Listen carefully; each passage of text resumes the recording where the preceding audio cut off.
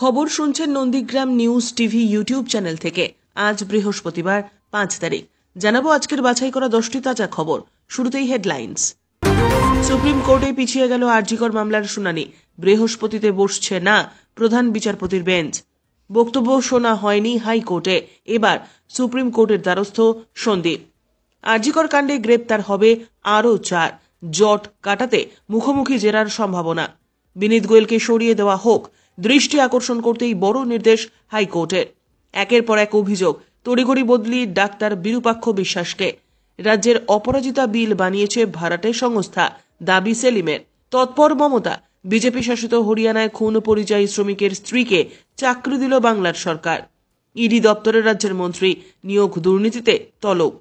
ডাক্তারদের নিরাপত্তার জন্য কি পদক্ষেপ করা হয়েছে, রাজ্যগুলির থেকে রিপোর্ট চাইল কেন্দ্র। এবার বাংলার মতো ধর্ষণ বিরোধী আইন মহারাষ্ট্রে, দাবি তুললেন শরদ পাওয়ার। প্রতিদিন নিয়মিত খবর শুনতে চ্যানেলটি সাবস্ক্রাইব করুন। আসছি বিস্তারিত খবরে। বৃহস্পতিবার বসছে না প্রধান বিচারপতির বেঞ্চ। সুপ্রিম কোর্টে আপাতত পিছিয়ে গেল আরজিকর মামলার শুনানি।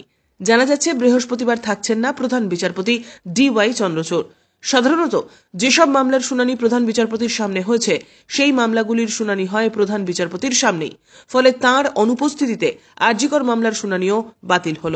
শীর্ষ আদালতের নির্দেশিকা অনুযায়ী বৃহস্পতিবার বসছে না প্রধান বিচারপতির বেঞ্চ। ফলে তাঁর বেঞ্চে পেশ হওয়ার জন্য তালিকাভুক্ত সব মামলাই এদিন বাতিল হল। এই মর্মেই একটি নোটিশ জারি করেছে সুপ্রিম কোর্ট। নয়া নোটিশ অনুসারে তাই আজ বৃহস্পতিবার হচ্ছে না আরজিকর মামলার শুনানি। ফলত সুপ্রিম কোর্টে স্থগিত থাকছে আরজিকর মেডিকেল কলেজ ও হাসপাতালের তরুণী চিকিৎসকের ধর্ষণ এবং খুন মামলার শুনানি। তবে শুনানি স্থগিত হলেও বৃহস্পতিবার আরজিকর মামলা সংক্রান্ত রিপোর্ট জমা দেবে সিবিআই। এবার সুপ্রিম কোর্টের দ্বারস্থ আরজিকর মেডিকেল কলেজ ও হাসপাতালের প্রাক্তন অধ্যক্ষ সন্দীপ ঘোষ। তার দাবি, কলকাতা হাইকোর্ট এই মামলার তদন্তভার সিবিআইকে দেওয়ার আগে শুনানিতে তার কোনো বক্তব্যই শুনতে চায়নি। অথচ হাসপাতালে তরুণী চিকিৎসকের ধর্ষণ এবং খুনের ঘটনার সঙ্গে অযথা দুর্নীতি কাণ্ডকে যুক্ত করা হয়েছে বলেও অভিযোগ তাঁর। আগামী 6 সেপ্টেম্বর সর্বোচ্চ আদালতে এই মামলার শুনানির সম্ভাবনা। গত 8 আগস্ট নাইট শিফট করছিলেন তরুণী চিকিৎসক। পরদিন সেমিনার হল থেকে তার দেহ উদ্ধার করা হয়। সেই সময় আরজিকর মেডিকেল কলেজের অধ্যক্ষ ছিলেন সন্দীপ ঘোষ। তারপর থেকেই তাঁর পদত্যাগের দাবি ওঠে। চাপের মুখে পড়ে এই ঘটনার নৈতিক দায় কাঁধে নিয়ে স্বেচ্ছায় পদত্যাগও করেন সন্দীপ। বর্তমানে সিবিআই এবং ইডি স্ক্যানারে প্রাক্তন অধ্যক্ষ। তাঁর বাড়িতেও তল্লাশি চালিয়েছিল কেন্দ্রীয় তদন্তকারী সংস্থার আধিকারিকেরা। দফায় দফায় জিজ্ঞাসাবাদের পর গত সোমবার রাতে গ্রেপ্তার হন সন্দীপ। বর্তমানে 8 দিনের সিবিআই হেফাজতে রয়েছেন তিনি। তারই মাঝে সুপ্রিম কোর্টের দ্বারস্থ আরজিকরের প্রাক্তন অধ্যক্ষ। এর আগে কলকাতা হাইকোর্টের শুনানিতে সন্দীপ ঘোষের কোনো বক্তব্য শোনা হয়নি বলে অভিযোগ। অযথা তরুণী চিকিৎসকের হত্যাকাণ্ড নিয়ে শোরগোলের মাঝে দুর্নীতিকে যোগ করা হয়েছে বলেই দাবি মামলাকারী সন্দীপের। আগামী 6 সেপ্টেম্বর সর্বোচ্চ আদালতে সন্দীপের রায়ের করা মামলার শুনানির সম্ভাবনা। প্রিয় দর্শক, আমাদের খবরগুলি আপনাদের ভালো লাগলে অবশ্যই লাইক করে দেবেন। এতে আমরা আরও উৎসাহিত হব। আরজিকর হাসপাতালে দুর্নীতিতে 4 জন ধরা পড়েছেন। আরও 4 জনকে ধরতে হবে। ধৃতদের মুখোমুখি বসিয়ে জেরা করলেই ওই 4 জনের হদিশ মিলবে। এই অপরাধ অত্যন্ত গুরুতর এবং বড় ধরনের ষড়যন্ত্র যে হয়েছে সেই প্রমাণও রয়েছে তদন্তকারীদের হাতে। সন্দীপ ঘোষের সঙ্গে বাকি অপরাধীদের যোগসূত্র যাচাই করার প্রক্রিয়া আপাতত চলছে। আর এই তদন্তের সূত্রেই মূল ঘটনা অর্থাৎ তরুণী চিকিৎসকের ধর্ষণ এবং খুনের ঘটনার কিনারার যোগসূত্র মিলতে পারে। সন্দীপ ঘোষকেই যাবতীয় কুকর্মের মাথা হিসেবে ইঙ্গিত করে ঠিক এই ভাষাতেই মঙ্গলবার আদালতে আবেদন পেশ করে সিবিআই। আরজিকরে দুর্নীতি মামলায় সোমবার ধৃত আরজিকরের প্রাক্তন অধ্যক্ষ সন্দীপ ঘোষ, তার ঘনিষ্ঠ 2 ঠিকাদার বিপ্লব সিংহ, সুমন হাজরা এবং সন্দীপের অতিরিক্ত নিরাপত্তারক্ষী আফসার আলীকে সিবিআই আদালতে পেশ করা হয়। সেখানেই সন্দীপ সহ ধৃতদের বিরুদ্ধে ওই তথ্য তুলে ধরে তাদের 10 দিনের জন্য নিজেদের হেফাজতে নেওয়ার আবেদন জানায় সিবিআই। সওয়াল জবাব শেষে ধৃত 4 জনকে 8 দিন সিবিআই হেফাজতে রাখার নির্দেশ দেন বিচারক সুজিত ঝা। শেষ পর্যন্ত দেখুন ভিডিওটি। আছে আরও গুরুত্বপূর্ণ কয়েকটি খবর। কলকাতার পুলিশ কমিশনার বিনীত গোয়েলকে পদত্যাগ চেয়ে কলকাতা হাইকোর্টের দৃষ্টি আকর্ষণ করতে উদ্যত হলেন আইনজীবীরা। কলকাতা হাইকোর্টের প্রধান বিচারপতি TS শিবজ্ঞানম এবং বিচারপতি হিরণময় ভট্টাচার্য ডিভিশন বেঞ্চের দৃষ্টি আকর্ষণ করেন আইনজীবী অমৃতা পাণ্ডে। ওই আইনজীবীর বক্তব্য, আরজিকর কাণ্ডে মৃতার নাম প্রকাশ্যে বলেছেন পুলিশ কমিশনার, তাই তাকে পদ থেকে সরানো হোক। প্রধান বিচারপতি জানান, এই মামলা সুপ্রিম কোর্টে বিচারাধীন রয়েছে, সেখানে গিয়ে আপনারা বলুন। সংবাদ মাধ্যমে দেখলাম কেন্দ্রীয় সরকার মামলায় যুক্ত হতে চেয়ে শীর্ষ আদালতে আবেদন করবে। সেখানে কি করা হয় দেখা যাক, তারপরেই আদালত বিষয়টি নিয়ে বিবেচনা করবে। এদিকে যার পদত্যাগ দাবি করা হয়েছে তার কাছেই সেই দাবিতে মঙ্গলবার স্মারকলিপি তুলে দিলেন জুনিয়র চিকিৎসকরা। কলকাতা পুলিশের কোনো নগরপালের অতীতে এমন অভিজ্ঞতা হয়েছে কিনা তা বলা কঠিন, কিন্তু জুনিয়র চিকিৎসকদের থেকে নিজের পদত্যাগের দাবিতে লেখা স্মারকলিপি গ্রহণ করে অবশ্য বিনীত গোয়েল জানিয়ে দিলেন আরজিকর কাণ্ডে তার নিজের ভূমিকায় তিনি সন্তুষ্ট। একই সঙ্গে অবশ্য কলকাতার পুলিশ কমিশনার আন্দোলনকারী চিকিৎসকদের জানিয়েছেন ঊর্ধ্বতন কর্তৃপক্ষ যদি মনে করেন তাঁর ভূমিকা সন্তোষজনক নয় তাহলে তিনি সরে যেতে রাজি। নিয়মিত সঠিক খবর পেতে অবশ্যই আমাদের চ্যানেলটি সাবস্ক্রাইব করুন। হুমকি অডিও থেকে বর্ধমান মেডিকেলে দাদাগিরি। আরজিকর আবহে একের পর এক অভিযোগ উঠেছে চিকিৎসক বিরূপাক্ষ বিশ্বাসের বিরুদ্ধে। এমনকি 9ই আগস্ট সেমিনার রুমে ওই চিকিৎসকের উপস্থিতির দাবি জানিয়ে সোশ্যাল মিডিয়ায় একটি পোস্ট করে গর্জে ওঠেন IMA। কলকাতা পুলিশের বিরুদ্ধে অভিযোগ উঠেছে সত্য আড়ালের, যদিও IMA এর তোলা সব অভিযোগকে খারিজ করে দিয়েছেন তিনি। এর মধ্যেই বদলি করা হলো বর্ধমান মেডিকেল কলেজের প্যাথোলজি বিভাগের সিনিয়র রেসিডেন্ট বিরূপাক্ষ বিশ্বাসকে। গতকালই সন্দীপ ঘোষকে সাসপেন্ড করে স্বাস্থ্য দপ্তর। মেরিট টেস্ট কাউন্সিলিং এর উপর ভিত্তি করেই এই বদলি, এমনটাই দাবি করেছেন ওই চিকিৎসক। এর সঙ্গে আরজিকর ঘটনার কোনো সম্পর্ক নেই বলেও দাবি করেন তিনি।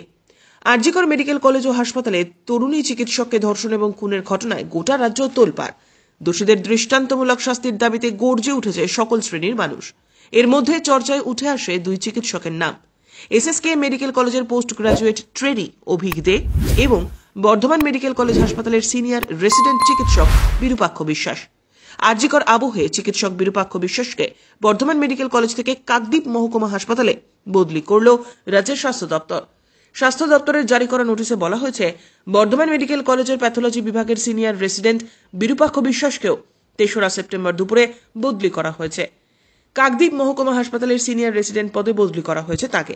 এদিকে বিরূপাক্ষ বিশ্বাসকে কোনোভাবেই কাকদ্বীপ হাসপাতালে যোগদান করতে দেবেন না, এই দাবিতে হাসপাতালের সামনে বিক্ষোভ দেখাচ্ছে CPM। রাজ্য বিধানসভায় মঙ্গলবার আনা হয়েছে the Aparajita women and child West Bengal criminal law amendment bill 2024, যা সর্বসম্মতিক্রমে পাশও হয়ে গিয়েছে। তার 24 ঘন্টা পর সাংবাদিক বৈঠক করে CPM রাজ্য সম্পাদক মোহাম্মদ সেলিম অভিযোগ করলেন ওই বিল তৈরি করে দিয়েছে একটি ভাড়াটের সংস্থা। সেই সংস্থার পক্ষে যারা এই কাজ করেছেন তাদের মধ্যে 2 জন বাঙালি রয়েছেন বলেও দাবি করেছেন তিনি। যদিও CPM রাজ্য সম্পাদকের কথার গুরুত্ব দিতে চাননি রাজ্যের মন্ত্রী চন্দ্রিমা ভট্টাচার্য। সেলিমের অভিযোগকে অবান্তর বলে দাবি করেছেন রাজ্যের স্বাধীন দায়িত্বপ্রাপ্ত অর্থমন্ত্রী। সেলিম বলেন, এতদিন অনেক কিছু আউটসোর্স করা হয়েছে, দেশের নিরাপত্তা ব্যবস্থাতেও আউটসোর্সিং হয়েছে, কিন্তু এই প্রথম আমাদের রাজ্যে আইন আউটসোর্স করা হলো। সেলিম আরও বলেন, লোকসভা এবং বিধানসভাকে আইনসভা বলা হয় এই কারণে সেখানে আইন প্রণয়ন হয়, কিভাবে আইন প্রণয়ন হয় তার প্রশিক্ষণ হয়, কিন্তু এখানে সেসব হলো না। আপনি কোন জেলা থেকে আমাদের ভিডিওটি দেখছেন অবশ্যই কমেন্টের মাধ্যমে জানাবেন। 7ই আগস্ট বিজেপি শাসিত হরিয়ানায় বাংলার পরিযায়ী শ্রমিককে পিটিয়ে খুন করেছিল গো রক্ষকেরা। বুধবার জানা গেল বাংলার সরকার হরিয়ানায় নিহত শ্রমিক সাবির মল্লিকের স্ত্রীকে চাকরি দিয়েছে। বুধবার নিহত শ্রমিকের স্ত্রী শাকিলা সর্দার মল্লিক নবান্নতে যান, রাজ্যের মুখ্যমন্ত্রীর সঙ্গে দেখা করেন। তাকে বাসন্তী ব্লকের ভূমি ও ভূমি সংস্কার দপ্তরে চাকরি দেওয়া হয়েছে বলে সূত্রের খবর। ইডি দপ্তরে রাজ্যের এক মন্ত্রী শিক্ষা দুর্নীতি মামলায় কারামন্ত্রী চন্দ্রনাথ সিনহাকে তলব করেছিল এনফোর্সমেন্ট ডিরেক্টর। তলবে সাড়া দিয়ে বুধবার সকাল 10:30 নাগাদ সিজিও কমপ্লেক্সের ইডি দপ্তরে এসে উপস্থিত হন মন্ত্রী। সদ্যই রাজ্যের কারামন্ত্রী হয়েছেন বোলপুরের বিধায়ক চন্দ্রনাথ সিনহা। প্রাথমিক নিয়োগ দুর্নীতি মামলায় তার নাম জড়িয়েছিল। ইডি সূত্রে খবর, মন্ত্রীর বাড়িতে তল্লাশি চালিয়ে বেশ কিছু ব্যাংকের নথি পেয়েছিলেন তদন্তকারীরা, যার ভিত্তিতে চন্দ্রনাথকে জিজ্ঞাসাবাদ করার প্রয়োজন রয়েছে বলে মনে করেছেন ইডি আধিকারিকেরা। সেই সূত্র ধরেই এদিন চন্দ্রনাথকে ডাকা হয় এবং তিনি হাজিরাও দেন। চিকিৎসক এবং স্বাস্থ্যকর্মীদের নিরাপত্তা নিশ্চিত করার জন্য কি পদক্ষেপ করেছে বিভিন্ন রাজ্যের সরকার, কেন্দ্রশাসিত অঞ্চলগুলিতেই বা কি পদক্ষেপ করা হয়েছে জানতে চেয়ে রিপোর্ট তলব করল কেন্দ্রীয় সরকার। আগামী মঙ্গলবার 10ই সেপ্টেম্বরের আগে ওই রিপোর্ট জমা দিতে হবে রাজ্যগুলিকে। এই মর্মে বুধবার প্রতিটি রাজ্য এবং কেন্দ্রশাসিত অঞ্চলকে চিঠি দিয়েছেন কেন্দ্রীয় স্বাস্থ্য সচিব অপূর্ব চন্দ্র। চিঠি গিয়েছে রাজ্যের মুখ্য সচিব এবং পুলিশের ডিজিদের কাছেও। কেন্দ্রের চিঠিতে বলা হয়েছে, স্বাস্থ্যক্ষেত্রের নিরাপত্তার বিষয়ে গত 23শে আগস্ট কেন্দ্রের তরফে রাজ্যগুলিকে যে পরামর্শ দেওয়া হয়েছিল তার অধিকাংশের ভিত্তিতেই পদক্ষেপ করা হয়েছে। পদক্ষেপের কথা কেন্দ্রকে জানানো হয়েছে। কোনো কোনো রাজ্য ওই পরামর্শ ছাড়াও বাড়তি কিছু পদক্ষেপ করেছে। এতে সন্তোষ প্রকাশ করেছেন কেন্দ্রীয় স্বাস্থ্য সচিব। তিনি জানিয়েছেন, প্রত্যেক রাজ্য এবং কেন্দ্রশাসিত অঞ্চলকে আগামী 10ই সেপ্টেম্বরের আগে অ্যাকশন টেকেন রিপোর্ট পাঠাতে হবে কেন্দ্রের কাছে।